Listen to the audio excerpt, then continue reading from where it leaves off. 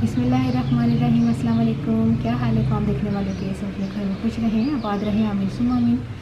आज हम सीख कबाब पराठा रोल की रेसिपी लेकर आए हैं। सीख कबाब की रेसिपी आप लोग ने देखी होगी।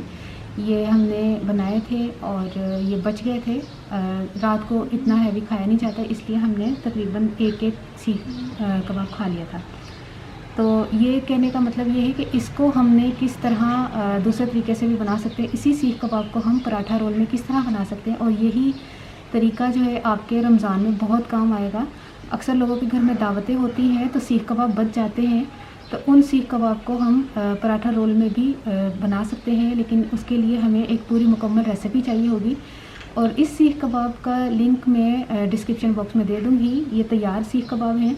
और पराठा रोल के लिए हमें चटनी चाहिए होगी हरी, वो मैं चीज़ें आपको बता देती हूँ। तमाम इंग्रेडिएंट्स की तरफ चलते हैं। ये देखिए, तमाम ही सीख कबाब ज़बरदस्त तरीके से बने थे। ये देखें, एक भी सीख कबाब जो है वो टूटा भी नहीं था। और इसी को हम कबाब में रखकर कबाब बनाएंगे, सीख कबाब रोल।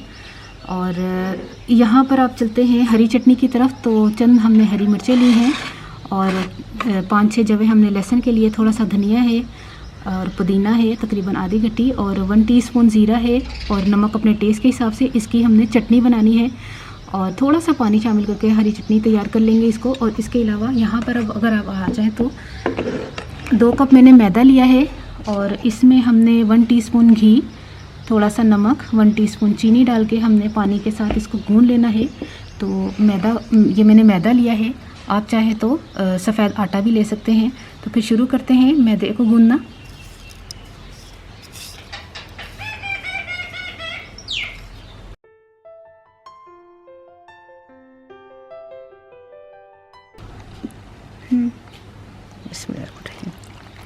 थोड़ा थोड़ा पानी करके हमने मैदे को गूँध लेना है।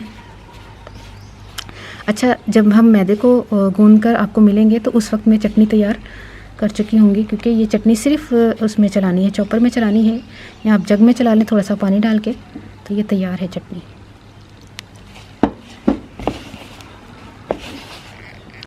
आटा सेट हो गया है और चटनी हमने तैयार कर ली है। मैं चटनी आपको बताऊंगी कि हमने उसमें क्या शामिल किया पानी के बजाय। इसमें बिल्कुल छोटे छोटे पराठे बनाने के लिए हमने पेड़ा ले लेना है।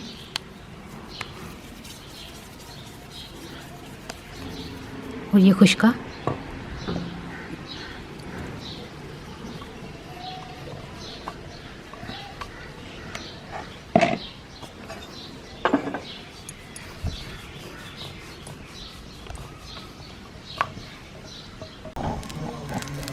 तवे पर घी लगा लें और इस पर पराठा डाल दें। रोटी जो बेली हुई थी वो डाल दें। इसको हम पकाते हैं, दोनों साइड से घी लगाएंगे।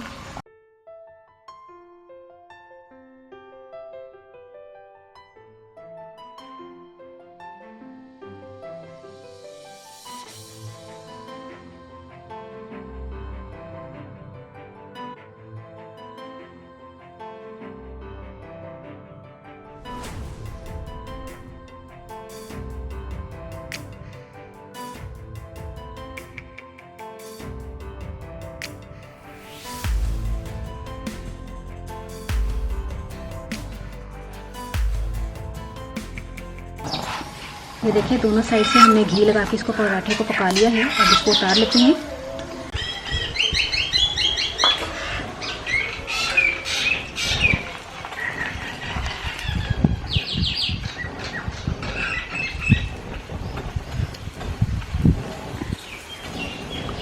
कितने गई है अच्छा।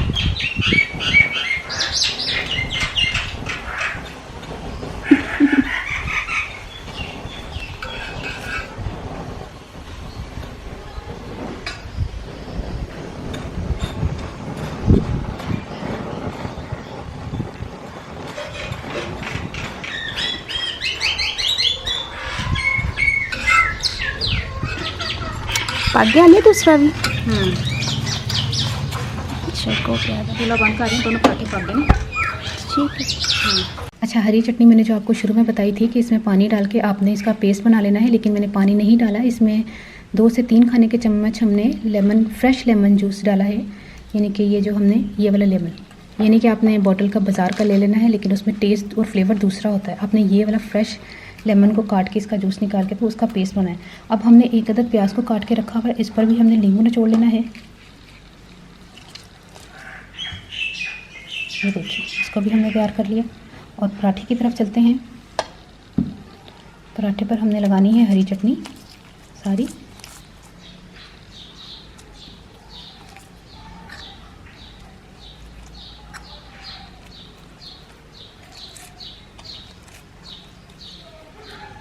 इस तरह लगाओ।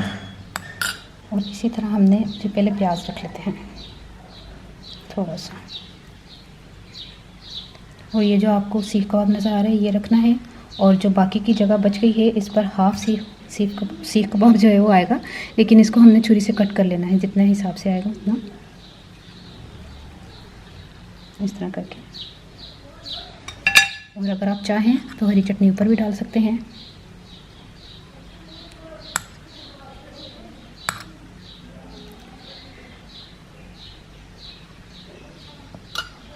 इसको हमने रोल करना है इस तरह।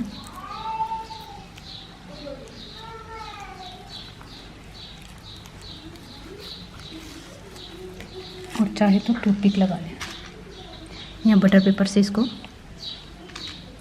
कवर कर लें। ये रोल हमारा सीख कबाब पराठा रोल तैयार हो गया है।